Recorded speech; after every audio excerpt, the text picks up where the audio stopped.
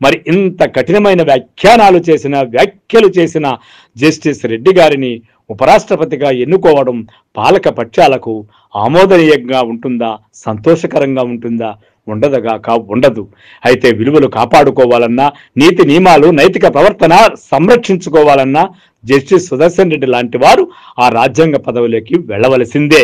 కేంద్ర సమైక్య వ్యవస్థ ఆలోచన రాజ్యాంగం అమలులోకి రాకముందే జవహర్ లాల్ నెహ్రూ పీఠికకు ముందు మాటగా ఉన్న ఆబ్జెక్టివ్స్ రెజల్యూషన్ ని రూపొందించారు.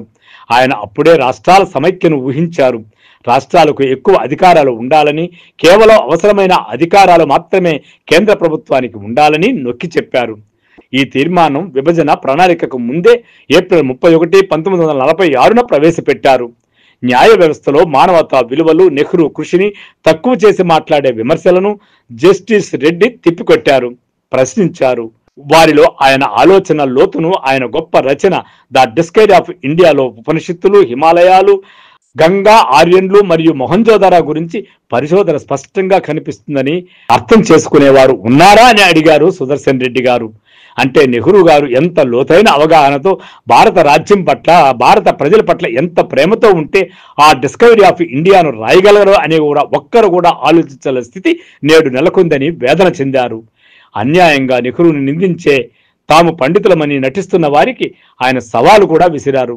న్యాయ వ్యవస్థలో మానవతా విలువలు జస్టిస్ బి సుదర్శన్ రెడ్డి న్యాయపరమైన నీతి, మానవ హక్కులు, రాజ్యాంగ నైతికతకు ప్రతీకగా నిలిచారు. ఆయనను ఉపరాష్ట్రపతికి నామినేట్ చేయడం భారతదేశంలో ప్రజాస్వామ్య మానవతా విలువలను కాపాడాలనే ఒక విస్తృత నిబద్ధతను ప్రతిబింబిస్తుంది.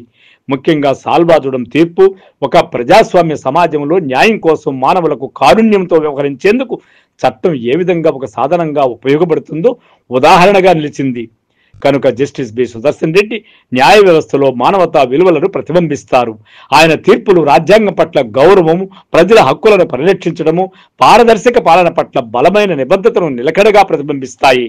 కాబట్టి మనం ఎన్ని రకాలుగా ఆలోచించినా, ఎన్ని పార్టీల ద్వేషాలు విద్వేషాలతో మనం కుంగి కునారిల్లిపోయినా కూడా రాజ్యాంగంలోని అత్యున్నత 2వ పదవి కోసం బి సుదర్శన్ రెడ్డిని ఎన్నుకోవడంలో ఎవరు ఎటువంటి తటాయింపులు చేసినా వారు ప్రజాస్వామ్యానికి, రాజ్యాంగానికి, భారతదేశానికి ద్రోహం చేసిన వారు అవుతారని విమర్శకులు చాలా మంది అంటున్నారు. ఆయనకి మాడభూషి శ్రీధర్ కూడా ఏకీభవించినారు కాబట్టి ఇంత వివరణ ఇచ్చారని మనం అర్థం చేసుకుంటాం.